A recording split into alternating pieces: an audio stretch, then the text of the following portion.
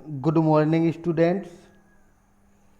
आज के इस पार्ट में हम पोयम द लेबरेनम टॉप के एक्सरसाइज क्वेश्चंस एंड आंसर्स देखेंगे और समझेंगे। तो चलिए चलते हैं क्वेश्चंस पर। Find out question number 1। What laburnum is called in your language? आपकी भाषा में लेबरेनम को क्या कहा जाता है? आंसर अम्लतास। अम्लतास कहा जाता है। Next questions.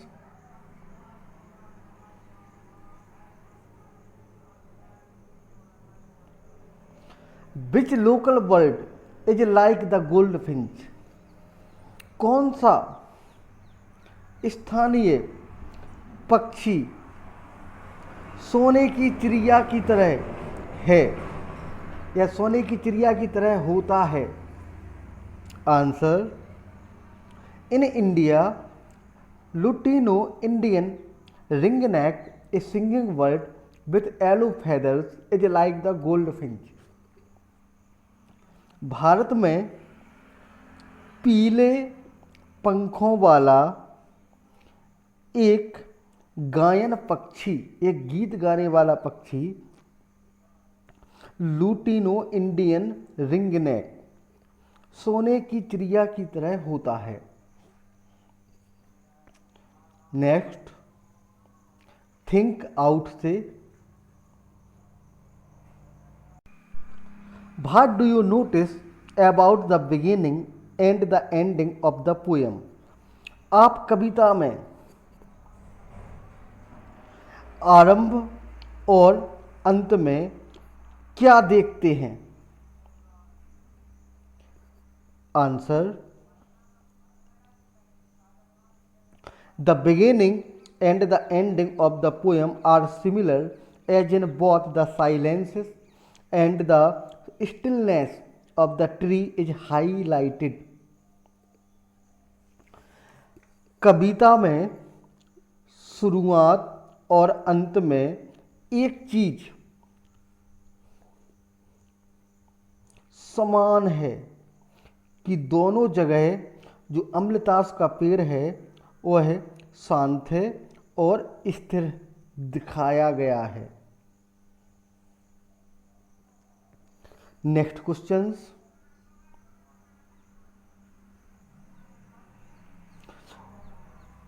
To what is the words movement compared? पक्षी की गति की तुलना किससे की जाती है? What is the basis for the comparison? और तुलना को किस आधार पर किया जाता है? Answer The word goldfinch movement is compared to a lizard in the poem The Laburnum Top. Laburnum Top कविता में पक्षी गोल्डफिंच की गति की तुलना एक छिपकली से की जाती है। The basis for this comparison is the movement style symmetry of the two creatures. इस तुलना का आधार दो प्राणियों की गति की समरूपता है। Next, Why is the image of the engine evoked by the poet? कवि के द्वारा इंजन की छवि को क्यों विकसित किया गया है, क्यों विकसित की गई है?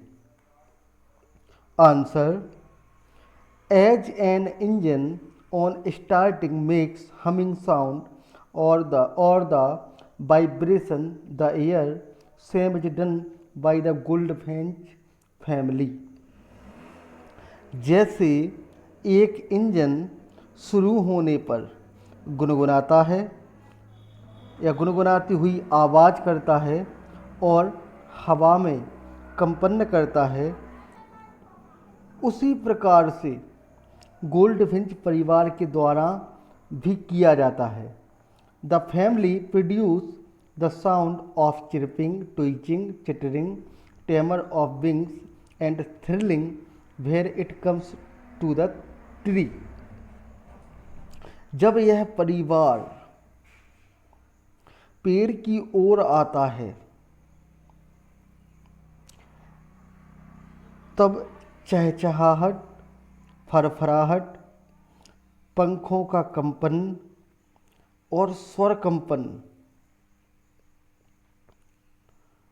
की आवाज करता है। As an engine is a source of energy to run machine, the bird is to a source of energy for her family। जैसे